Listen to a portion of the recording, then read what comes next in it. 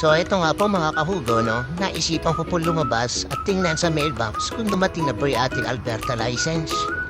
At meron na po kasi siyang 6 days. Ang sabi po kasi sa atin sa licensing, 7 days. 5 to 7 days makukuha ko na yung aking driver's license. Wow! So tingnan ho natin. Tingnan ho natin yung maigi, mga kahugo. Kuya nga ho ba'y ating hinihintay na driver's license dito sa Alberta.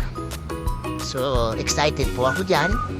At di ko po alam kung yan na nga po ba yung ating hinihintay na driver's license, mga kahugo.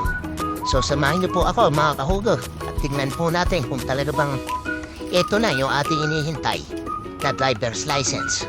So, yan nga po. At nakita ko na. Siya na nga. Ayo talaga namang wala mapagsidlan ng kasiyahan. So mga kahugo, samahan niyo po ulit ang aking buhay dito sa Canada.